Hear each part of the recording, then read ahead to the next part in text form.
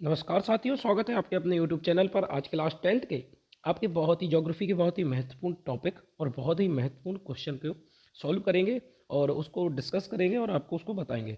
Option आपका sorry question क्या है? अ, आपका ये टॉपिक भी है और पहले ही चैप्टर है जिसका नाम क्या है, रिसोर्सेस। उसी में मिट्टियों के बारे में बताया गया है, संसाधन रिसोर्सेस। ठीक है, तो आज हम चर्चा करेंगे किसके बारे में? मिट्टियों के बारे में। क्या है? सॉइल। सॉइल मीन्स क्या होता है? मिट्टी। अच्छा, देखते हैं कि मिट्टी का निर्माण कैसे होता है। इसके अलावा मिट्टी हमारे जो है लैंड या खेतों में आती कैसे है। इन सारी चीज़ों के बारे में आज हम क्या करेंगे, डिस्कस करेंगे और सारी चीज़ों को बताएंगे। ठीक है, सबसे पहले देखते हैं कि मिट्टी का अध्ययन जिस क्षेत्र में किया, जिस विभाग में किया जाता है उसको क्या बोलते हैं? पेडोलॉजी। क्या बोलते हैं? पेडोलॉजी। ठीक है, क्या बोलते हैं? पेडोलॉजी। PEDOLOGY। पेडोलॉजी। जिस विभाग में मिट्टी का अध्ययन किया जाता है उसको बोलते हैं क्या? पेडोलॉजी। अब आइएगा, आप बताते हैं कि मिट्टी का निर्माण होता है और ये कैसे हमारे खेतों में आती है। देखिएगा, मिट्टी का निर्माण होता है चट्टानों के अपक्षय से। अब ये चट्टानों का अपक्षय क्या होता है? यानी क्या? चट्टानों के टूटने से। चट्टानों के टूटने से कैसे होता है? टूटने से। इसके अलावा जैविक अवशेषों से। पहले लिखे देते हैं, फिर इसके बाद बताएंगे कि चट्टानें टूटती कैसे हैं। जैविक अवशेषों से। ठीक है, आइए अब बताते हैं क्या होता है। चट्टान अपनी उम्र के साथ धीरे धीरे क्या, जब चट्टानों की उम्र होने लगती है तो वो क्या है, अपने आप टूटने लगती हैं। ठीक है, टूटने के बाद क्या होता है? एक तो ये हो गया रीजन टूटने का। दूसरा क्या होता है? पहाड़ों से जब पानी होके आता है, जब बड़े बड़े पहाड़ होते हैं उनके ऊपर से जब पानी निकलता है तो क्या है, पानी के बार बार बहाव से क्या है, वो टूटने लगती हैं। ठीक है, एक तो अपनी उम्र के साथ टूटने लगती हैं। ठीक है, जब उनकी उम्र हजारों लाखों साल हो जाती है तो वो टूटने लगती हैं। इसके अलावा पानी के बहाव से भी टूटने लगती हैं। और उसके साथ जब जैविक अवशेष। अब जैविक अवशेष क्या होता है? जैविक यानी कि जितने भी जीव जंतु हैं, पेड़ पौधे हैं, इनके अवशेष। यानी कि जब जीव जंतु मर जाते हैं और वहीं जो है, जहाँ चट्टानों के पास या पहाड़ों के पास गिर जाते हैं तो उनकी जो हड्डियाँ होती हैं। ठीक है, इसके अलावा पेड़ पत्तियाँ, जो पेड़ों की पत्तियाँ होती हैं, टहनियाँ होती हैं, ये सारी चीज़ें जब इन चट्टानों से, टूटी हुई चट्टानों के टुकड़ों से मिलती है। ठीक है, अब ये चट्टानों के टुकड़े बड़े बड़े नहीं होते। ये क्या होते हैं, जब इन पानी का बहाव लगता है और ये जब अपने आप उम्र की हो जाती है तो बड़े छोटे छोटे टुकड़ों में टूट जाती है। ठीक है, और जब इनमें क्या मिल जाता है? जब इनमें जैविक अवशेष यानी जीव जंतुओं का अवशेष मिल जाता है, इसके बाद क्या होता है? ये मिट्टी का रूप ले लेती है। ठीक है, और ये मिट्टियाँ आती कैसे हैं? ये आती हैं, ये जो पानी होता है नदियों का, उनके साथ बहती हुई चली जाती हैं और हमारे खेतों में आ जाती हैं। यानी कि मिट्टियाँ आती कैसे हैं? पानी के साथ आती हैं। कैसे पानी के साथ? नदी के पानी के साथ आती हैं। ठीक है, समझे आप कि कैसे होता है? चट्टानों के टूटने से या बिखरने से जब छोटे छोटे रूप में बदल जाती हैं चट्टानें और उनमें जैविक अवशेष भी मिल जाते हैं तो वो क्या बन जाती हैं? मिट्टियाँ बन जाती हैं और ये पानी के बहाव के साथ आती हैं। ऐसा नहीं है कि मिट्टी बनने की प्रक्रिया एक दिन की। मिट्टी बनने की प्रक्रिया बड़ी लंबी, लाखों सालों की प्रक्रिया होती है। ये लिखा देखो, मिट्टी पृथ्वी की सतह पर चट्टानों के टूटने। अपक्षय। अपक्षय का मतलब क्या है? टूटी और छोटे छोटे टुकड़ों में टूट गई। और जैविक अवशेषों के विघटन से बनती है। जैविक अवशेष समझा है ना? जीवों के अवशेष के विघटन। जब जीवों के अवशेष का क्या होता है? विघटन होता है, वो भी छोटे छोटे रूप में टूट जाते हैं और इसमें मिल जाते हैं तो मिट्टी का निर्माण होता है। यह प्रक्रिया कैसे लाखों वर्षों तक चलती है? तापमान में बदलाव, जल, जैसे मौसम में कोई बदलाव हो रहा है उससे, जल से, वायु से और सूक्ष्म जीवों को छोटे छोटे कणों में बदलते हैं। चट्टानों को छोटे छोटे, आपने देखा होगा लकड़ी होगी, उसमें जब घुन लग जाता है तो वो लकड़ी क्या है, छोटे छोटे रूप में टूट जाती है। ऐसे ही सूक्ष्म जीव किसमें? चट्टानों को छोटे छोटे कणों में बदल देते हैं। साथ ही पेड़ पौधे के सड़ने से बने जैविक पदार्थ मिट्टी को उपजाऊ बनाते हैं। ठीक है, इतनी बात आप समझे कि जैसे मिट्टी जो आई, वहाँ पे आपने देखा होगा पेड़ों की पत्तियाँ रह जाती हैं, उससे क्या होता है? वो मिट्टी को और उपजाऊ बनाते हैं। ठीक है, मिट्टियाँ टोटल कितने प्रकार की होती हैं? 6 प्रकार की होती हैं। सारे के बारे में चर्चा करेंगे, लेकिन आप पहले इतनी बात समझे कि नहीं कि मिट्टी बनती कैसे है। चट्टानों के टूटने से बनती है, जैविक अवशेषों के विघटन से बनती है। यह प्रक्रिया लाखों सालों तक चलती है। और क्या कह रहा है कि पेड़ों पौधों के, जानवरों के सड़े गले अवशेष पदार्थों से मिट्टी उपजाऊ बनती है। ठीक है, इतनी बात को समझे होंगे। आइए आपको बताते हैं हमारी पृथ्वी की सतह। हमारी पृथ्वी की सतह कितने प्रकार, कितने भागों में होती है? 1 2 3 4 5। कितनी सतह होती है हमारी पृथ्वी पर? 5। ठीक है, 5 सतह होती है। सबसे ऊपर की परत, जो सबसे पतली परत होती है, उसको क्या बोलते हैं? ऑर्गेनिक, कार्बनिक। ठीक है, उसके बाद दूसरे नंबर पर क्या होती है आपकी? सरफेस। कलर बदलते चलते हैं जिससे आपको समझ में आता जाए। ये क्या होती है आपकी सरफेस, और तीसरे नंबर की क्या होती है सब सॉइल, चौथे नंबर की क्या होती है आपकी ये चट्टानें होती हैं, और आखिरी और पांचवें नंबर की क्या होती हैं आपकी बड़ी चट्टान, इनको ना के बराबर मान के चलो, ये कोई काम की नहीं होती, ये क्या होती हैं चट्टानें होती हैं। ठीक है, अब हमें मतलब कितने से है, हमें मतलब है सिर्फ इतने से। ठीक है, देखते हैं वो क्या बोल रहा है। सबसे ऊपर की परत कौन सी होती है, ऑर्गेनिक परत यानी कार्बनिक। हम जब भी खाद डालते हैं या कोई भी चीज़ डालते हैं तो वो किस वाली परत पर डाली जाती है, ऊपर की परत पर डाली जाती है। ठीक है, कार्बनिक परत पर क्या है, खाद वगैरह चीज़ें डाली जाती हैं। ये परत सबसे क्या होती है, सबसे पतली होती है। इसके अलावा ये इसमें थोड़ी भी क्या है मजबूती नहीं होती है। मजबूती का मतलब आप इसको झाड़ू से झाड़ कर अलग कर सकते हैं। आपको आपने पढ़ा होगा मृदा अपरदन, इसके पहले मैंने एक टॉपिक पढ़ाया था मृदा अपरदन। ठीक है, और मृदा अपरदन में ही मैंने बताया था कि क्या होता है, पृथ्वी के जो ऊपरी सतह पर जितने भी कण हैं वो किससे, धूल वायु के कारण उड़कर वापस बाहर चले जाते हैं, जिससे मृदा क्या क्या हो जाती है, उपजाऊ नहीं बचती है। बताया था नहीं बताया था, आपने नहीं पढ़ा हो तो एक बार देख सकते हैं मृदा अपरदन, फिर उसके बाद आप देख रहे हैं तो आपको अच्छे से समझ में आएगा। तो मैंने उसमें बताया था कि मृदा अपरदन में क्या होता है, वायु अपर्दन होता है। वायु अपर्दन में क्या होता है, जब तेज तूफान आता है तो उसके साथ क्या होता है, मृदा के या सतह के सबसे ऊपरी सतह के क्या है, ऊपर के कण क्या होते हैं, उड़ जाते हैं, जिससे मृदा कम उपजाऊ हो जाती है। तो जो सबसे ऊपर की ये सतह होती है, ये सबसे कमजोर सतह होती है। ठीक है, और जो खाद डाली जाती है वो यहीं पर डाली जाती है। इसके अलावा जो छोटे छोटे पौधे होते हैं, जैसे धान के पौधे हो गए, आपके मटर के पौधे हो गए, गेहूं के पौधे हो गए, यानी जितनी भी फसलें बोई जाती हैं उसकी बीज जो लगाए जाते हैं वो किस परत में लगाए जाते हैं, सरफेस ए में, यानी कि दूसरी परत में। और जो बड़े पौधे होते हैं, जैसे आपके बड़े बड़े जो वृक्ष होते हैं, वो उनकी सतह उसकी उनके तने कहाँ तक जाते हैं, उनकी जड़ें कहाँ तक जाती हैं, आपके बी बी सतह में, सब सॉइल बी में। किस में जाती हैं, सब सॉइल बी में जाती हैं। ठीक है, इसके नीचे चट्टानें होती हैं, इनसे हमें कोई ज़्यादा जानना नहीं है, बता देता हूँ फिर भी। जब आपका मकान बनाया जाता है और क्या किया, पिलर किया जाता है, तो यहाँ तक पिलर किया जाता है, इस चट्टान तक, जिससे क्या हो, घर को मजबूती मिल सके। ठीक है, बाकी आपने देखा कि हमें कितने से ज़रूरत होती है, इतनी सी ज़रूरत पड़ती है।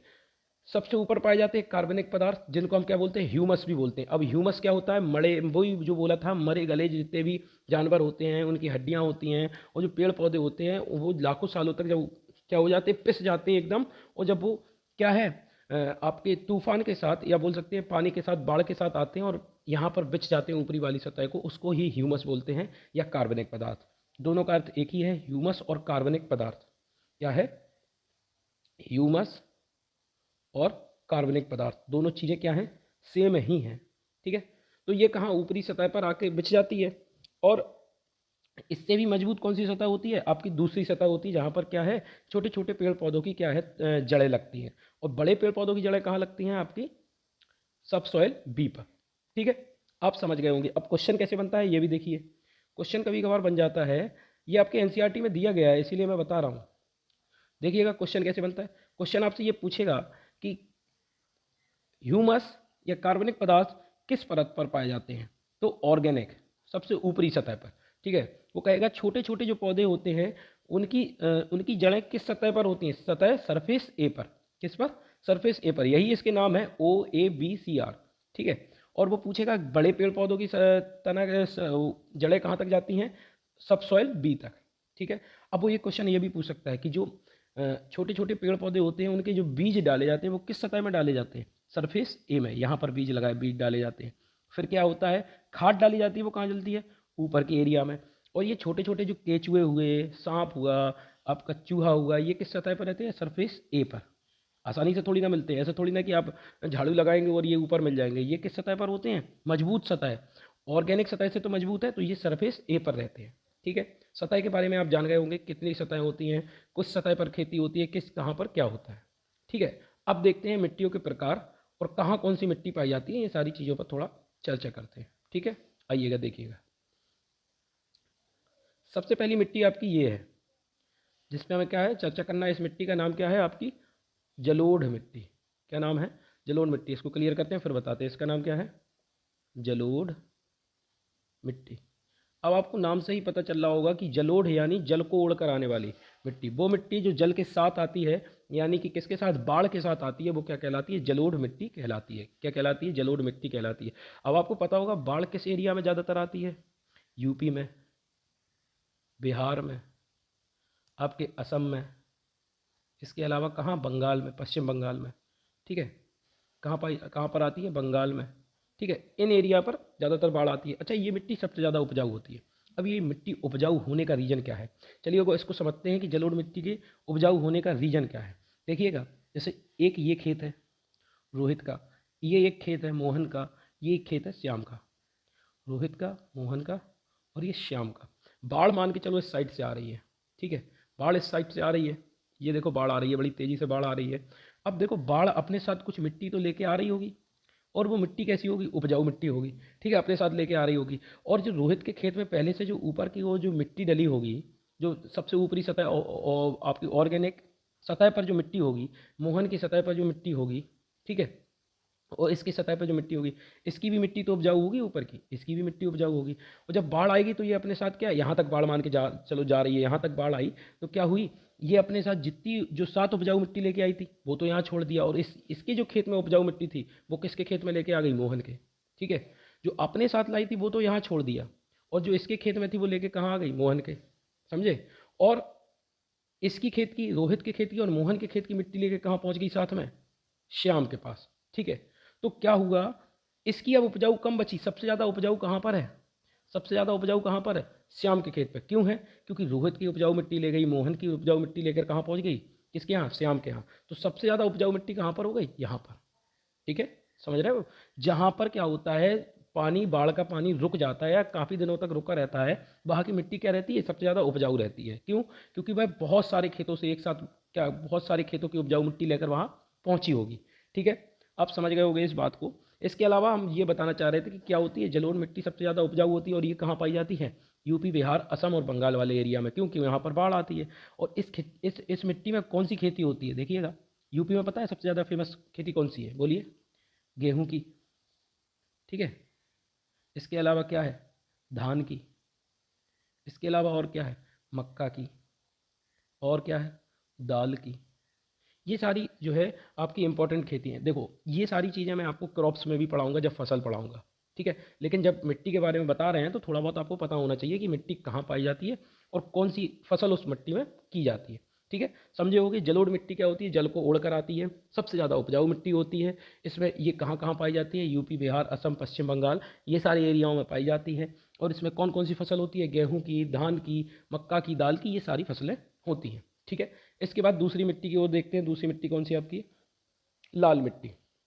ये रंग से ही आपको समझ में आ रहा होगा कैसी मिट्टी है ये, लाल मिट्टी। आओ लाल मिट्टी के बारे में देखते हैं। लाल मिट्टी क्या होती है, लाल मिट्टी आपकी, इसका लाल रंग किस कारण से होता है, ये समझना बहुत ज़रूरी है। इसका लाल रंग होता है आयरन ऑक्साइड के कारण। क्वेश्चन कभी कभार बन जाता है कि लाल मिट्टी का लाल रंग किसके कारण होता है, आयरन ऑक्साइड के कारण। किसके कारण होता है, आयरन ऑक्साइड या लोह ऑक्साइड भी बोलते हैं इसको, ठीक है। आयरन ऑक्साइड के कारण या लोह ऑक्साइड के कारण होता है। अच्छा, आप समझिएगा, इस मिट्टी में अगर पानी की व्यवस्था सही कर दी जाए तो मोटे अनाज की फसल होगी। कैसे अनाज की होगी, मोटे अनाज की, कैसे, ज्वार, ठीक है, बाजरा, ठीक है। इसके अलावा और क्या हो गया आपका, मक्का, ठीक है। ये फसल हो जाती है। लेकिन ये फसल से ज़्यादा किस चीज़ के लिए महत्वपूर्ण होती है, इसमें देखो हमने बताया ना, आयरन ऑक्साइड, आयरन यानी लोहे, लोहे के अयस्क पाए जाएंगे या लोहे का ऑक्साइड पाए जाएंगे, तो उसमें लोहा क्या है, अधिक मात्रा में पाया जाता है। तो ये किस लिए ज़्यादा ज़रूरी होती है, ये खनन के लिए, माइनिंग के लिए, मिनरल्स के लिए बहुत ज़रूरी होती है। इसमें सबसे अधिक मात्रा में लोहा पाया जाता है। तो आपको पता होगा लोहा कहाँ, ये कहाँ पाई जाती है मिट्टी, तमिलनाडु में, आपके कहाँ, कर्नाटक में, ठीक है। इसके अलावा कहाँ पाई जाती है, कर्नाटक हो गया आपका, तमिलनाडु हो गया, उड़ीसा, ठीक है। और क्या हो गया, महाराष्ट्र। इसको हटा के ऊपर लिखे देता हूँ, ठीक है, इसको हटा देता हूँ और लिखा देता हूँ। कहाँ कहाँ, तमिलनाडु हो गया आपका, तमिलनाडु, कर्नाटक, महाराष्ट्र, एम एच कर दूँ, महाराष्ट्र से समझ जाओगे। इसके अलावा आपका हो गया केरल, ठीक है। केरल के कुछ ही इलाकों में पाई जाती है, ठीक है, समझ गए होगे। तो लाल मिट्टी का लाल रंग किस कारण से होता है, आयरन आयरन ऑक्साइड के कारण होता है, ठीक है। इसमें आप मोटे अनाज की फसल कर सकते हैं, ज्वार, बाजरा, मक्का, ये सारी चीज़ें। इसके अलावा तंबाकू भी की खेती भी इसमें कर सकते हैं, लेकिन उसके लिए पानी चाहिए। लेकिन ये सबसे ज़्यादा इंपॉर्टेंट किसके लिए होती है, यहाँ पर क्या, लोहा निकाला जाता है, ठीक है। लोहे के अयस्क पाए जाते हैं तो लोहा आसानी से मिल जाता है। तो ये कहाँ कहाँ पाई जाती है, तमिलनाडु, कर्नाटक, महाराष्ट्र, केरल आदि एरियाओं में पाई जाती है। ठीक है, दो मिट्टी क्लियर हो गई, जलोढ़ और आपकी लाल मिट्टी। जलोढ़ क्या है, जल को ओढ़कर आती है। लाल मिट्टी आयरन ऑक्साइड के कारण लाल होती है। इसके अलावा अगली मिट्टी आपकी क्या है, देखिएगा कैसी लग रही है ये, काली। तो ये कौन सी मिट्टी है आपकी, काली मिट्टी। ठीक है, अच्छा ये काली मिट्टी कैसे मिलती है? काली मिट्टी मिलती है आपके ज्वालामुखी के लावा। जब ज्वालामुखी होता है, ज्वालामुखी आप लोग जानते हैं, ऐसा होता है, ऐसा बड़ा सा होता है। जब पृथ्वी बड़ी भयंकर गर्म हो जाती है, गर्म होने के बाद इससे क्या निकलता है, ज्वालामुखी यानी आग की तेज तेज लपटें, और उसके साथ क्या निकलती है, लावा निकलता है। क्या निकलता है, लावा। और जब ये लावा ठंडा हो जाता है, तो ठंडा होने के बाद ये किसका रूप ले लेता है, काली मिट्टी का रूप ले लेता है। ठीक है, किसका रूप ले लेता है, काली मिट्टी का रूप ले लेता है। और इसी को बेसाल्ट बेसाल्ट मिट्टी भी बोलते हैं, इसको रेंगुर मिट्टी भी बोलते हैं। अच्छा, इसमें सबसे ज़्यादा जो है खेती किसकी होती है, कपास की। कपास के लिए सबसे महत्वपूर्ण है। ये क्वेश्चन कई बार बना है कि कपास के लिए महत्वपूर्ण मिट्टी कौन सी है, काली मिट्टी। ठीक है, तो कपास के लिए महत्वपूर्ण मिट्टी कौन सी हो गई, काली मिट्टी हो गई। ठीक है, इसमें सूखने के बाद इसमें दरारें भी पड़ जाती हैं। ये आपको थोड़ी सी समझने वाली चीज़ें हैं, बाकी इतना समझ सकते हैं कि काली मिट्टी कैसी, ज्वालामुखी से लावा के, जो ज्वालामुखी का लावा होता है वो ठंडा होने के कारण काली मिट्टी बनती है। और इसमें सबसे अधिक क्या, कपास की खेती होती है। किसकी खेती होती है, कपास की। ये समझाने के बाद मैंने लिख के रखा है, मैं वो भी समझा दूंगा आपको अलग से। किसकी खेती होती है, कपास की खेती होती है। अच्छा, अब ये किस जगह पर पाई जाती है, ये भी तो पता होना चाहिए। तो ये महाराष्ट्र में सबसे ज़्यादा पाई जाती है, महाराष्ट्र में। और आपके कहाँ पर, गुजरात में, एमपी में, और आंध्र प्रदेश में। देखो आपको मैंने बताया कुछ एरिया ऐसे होंगे जो दो जगह आ रहे होंगे, तो ऐसा थोड़ी ना है कि मिट्टी एक जगह पर एक ही प्रकार की मिट्टी होगी। अलग अलग एरिया में एक ही जगह दो तीन प्रकार की भी मिट्टियाँ हो सकती हैं। ठीक है, तो आपको स्टेट नहीं पूछेगा कि इस स्टेट में कौन सी मिट्टी पाई जाती है, आपसे ये पूछेगा कि इसमें कौन सी, वो ऐसे पूछ सकता है जैसे पूछेगा सर्वाधिक, ये वाली मिट्टी सर्वाधिक कहाँ पाई जाती है। ठीक है, तो काली मिट्टी सर्वाधिक पाई जाती है आपके कहाँ, महाराष्ट्र में। जलोढ़ मिट्टी सर्वाधिक मात्रा में कहाँ पाई जाती है आपकी, आपकी पाई जाती है यूपी में, बिहार में। और लाल मिट्टी सर्वाधिक मात्रा में कहाँ पाई जाती है आपकी, केरल में, उड़ीसा में, ऐसे एरियाओं में पाई जाती है। ठीक है, तीन मिट्टी समझे। इसके बाद हम अगली चर्चा करते हैं, आपको अगली मिट्टी बताते हैं, आपकी लेटेराइट मिट्टी। देखिए ये कैसी है, पथरीली मिट्टी है। ठीक है, इस पर कंकड़ पाए जाते हैं, और ये देखने में भी, ये भी तो लाल लग रही है। तो ये क्या होता है आपकी लाल मिट्टी, लाल मिट्टी में क्या होता है, देखिएगा एक बार और बताते हैं। लाल मिट्टी में छोटे छोटे कण पाए जाते हैं, जबकि इस वाली मिट्टी में क्या होता है, बड़े बड़े, कैसे, बड़े बड़े कण पाए जाते हैं। ठीक है, और ये भी लाल होती है। कैसी होती है, लाल होती है ये मिट्टी भी। तो इसमें ये लाल मिट्टी की अपेक्षा इसमें कैसे बड़े कंकड़ पाए जाते हैं, बड़े पत्थर पाए जाते हैं। कैसे पाए जाते हैं, बड़े पत्थर पाए जाते हैं। कैसी मिट्टी है ये, लेटेराइट। कैसी मिट्टी है, लेटेराइट मिट्टी है। बड़े कण पाए जाते हैं, और इसमें किसकी खेती की जाती है, बागानी खेती की जाती है। अच्छा, बागानी क्या, बागानी में हो गया आपकी चाय की खेती, इसके अलावा मसालों की खेती, इसके अलावा क्या, मसाले हो गए, चाय हो गए, और आपकी और भी चीज़ें हो सकती हैं। मसाले हो गए, चाय हो गए, आपकी कॉफ़ी की खेती। तो अब आपको इतना तो समझ में आ गया होगा कि ये मिट्टी कहाँ पाई जाती है। चाय की खेती होती है तो कहाँ पाई जाएगी, असम में। मसालों की खेती होती है तो ये कहाँ पाई जाएगी, केरल में।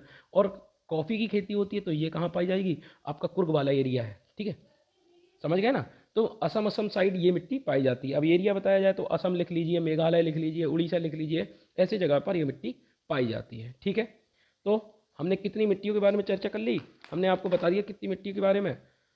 जलोढ़ मिट्टी, कितनी मिट्टी हो गई आपकी, एक सेकेंड बताता हूँ मैं अभी। कितना मिट्टी हो गया आपका, एक तो ये हो गया, जलोढ़ मिट्टी के बारे में बताया। जलोढ़ मिट्टी के बाद फिर आपको किसके बारे में बताया, लाल मिट्टी। इसके बाद फिर काली मिट्टी, इसके बाद लेटेराइट मिट्टी। अब देखिए किसके बारे में बात करते हैं, मरुस्थलीय मिट्टी। ये आपके ऐसी जगह पर पाई जाती है, मरुस्थलीय मिट्टी कहाँ पाई जाती है, ऐसे एरिया में पाई जाती है मरुस्थलीय मिट्टी, जहाँ पर क्या, मरुस्थलीय मिट्टी। मरुस्थलीय मिट्टी ऐसी जगह पर पाई जाती है जहाँ कम वर्षा होती है, यानी पानी बिल्कुल ना की मात्रा में होता है। तो वो कौन सी जगह है, आपका हरियाणा हो गया, राजस्थान हो गया। ये आपके ऐसे एरिया हो गए जहाँ पर क्या, कम मात्रा में पानी पाया जाता है, जिस वजह से यहाँ पर कैसी, मरुस्थलीय मिट्टी पाई जाती है। मरुस्थल वाले एरिया में मरुस्थलीय मिट्टी मिट्टी और आपके पर्वतीय एरिया में कैसी, कौन सी मिट्टी, पर्वतीय मिट्टी। ये कौन सी मिट्टी है, पर्वतीय मिट्टी। कौन सी मिट्टी है ये आपकी, पर्वतीय मिट्टी। तो ये किस एरिया में पाई जाती है, जहाँ पर्वत होते हैं। ठीक है, तो ये भी क्या होती है, कम, उतनी उपजाऊ नहीं होती है जितनी की जलोढ़ मिट्टी होती है। थोड़ा बहुत आपके बारे में आपको ये बताना था, ये चीज़ें समझे होंगे। अब आपको लौंग के बारे में बताते हैं कि लौंग कहाँ लिखा है। सारी मिट्टी आपने देख ली कि कौन सी मिट्टी कैसी होती है। ये देखिए पर्वतीय मिट्टी हो गई, ये मरुस्थलीय मिट्टी हो गई, ये आपकी कौन सी मिट्टी हो गई, ये आपकी हो गई लैटेराइट मिट्टी, ये हो गई आपकी काली मिट्टी, ये आपकी लाल मिट्टी, ये हो गई जलोढ़ मिट्टी, और ये हो गई हमारी पृथ्वी की सतह। ठीक है, कि कहाँ खेती के लिए कौन सी सतह जरूरी है, ये सारी चीज़ें हो गई। आइएगा अब देखते हैं लॉन्ग आंसर के बारे में जानते हैं। ये पढ़ ही लिया था कि मिट्टी की सतह पर चट्टानों ऐसे ऐसे मिट्टी बनती है, 6 प्रकार की होती है। अब मिट्टी के बारे में ये लिखा हुआ है, ये देख लीजिए, आपको लॉन्ग के लिए बहुत ज़रूरी है। जलोढ़ मिट्टी, आइएगा देखते हैं। उसने बताया कि जलोढ़ मिट्टी है, नदियों द्वारा लाई जाती है, जो मैदानी क्षेत्रों में पाई जाती है। ठीक है। काली मिट्टी कैसी होती है, इसे कपासी मिट्टी भी कहते हैं। ये गहरे रंग की और पानी को रोकने में सक्षम होती है। अच्छा, ये मिट्टी की खासियत होती है, ये क्या करती है, पानी को रोक के रखती है। ठीक है। ऊपर से क्या होगी, इसमें दरारें पड़ जाएंगी। ठीक है, ऊपर से तो इसमें क्या पड़ जाती है, दरारें पड़ जाती है, लेकिन अंदर इसमें पानी रोकने की क्षमता होती है। ठीक है। लाल मिट्टी, इसमें लोहे के ऑक्साइड, देखो मैंने बताया लाल लाल मिट्टी क्यों होती है लाल, लोहे के ऑक्साइड की मात्रा अधिक होती है, जिससे यह लाल दिखाई देती है। लेटेराइट मिट्टी, इसमें लाल मिट्टी के अपेक्षा बड़े कंकड़ पाए जाते हैं, इसमें बागानी की खेती की जाती है। ठीक है। मरुस्थलीय मिट्टी, ये कम वर्षा वाले क्षेत्रों में पाई जाती है। पठारी मिट्टी, ये सूखी और कम उपजाऊ होती है, मुख्यतः ये पहाड़ी क्षेत्रों पर पाई जाती है। ठीक है, आप मिट्टी के टॉपिक को समझे होंगे और इसके लॉन्ग को भी समझे होंगे। ये लॉन्ग आपका पर्याप्त सफिशियंट है आपके लिए। इसको लिखिएगा, मान के चलिए क्वेश्चन आता है कि मिट्टी क्या है, कितने प्रकार की होती हैं, या मिट्टी का निर्माण किस प्रकार से होता है, तो ये आपका क्या हो गया, लॉन्ग हो गया। इसके अलावा पहले आप इसका स्क्रीनशॉट ले सकते हैं, लेना चाहें। ठीक है, ये आपका, इन दोनों का आप स्क्रीनशॉट ले सकते हैं। इसके अलावा आप एक बार इसको जब देखेंगे तो सारी मिट्टियों के बारे में समझ गए होंगे। एक बार आप वीडियो को 2-3 बार देखें तो सारी चीज़ें समझ में आ जाएंगी। इसके बाद अगला टॉपिक करेंगे, जिसको क्या बोलेंगे, संसाधन। ठीक है, रिसोर्सेस, प्राकृतिक संसाधन क्या होते हैं, मानवीय संसाधन क्या होते हैं, इन सारी चीज़ों पर चर्चा करेंगे। आज के लिए इतना ही, धन्यवाद।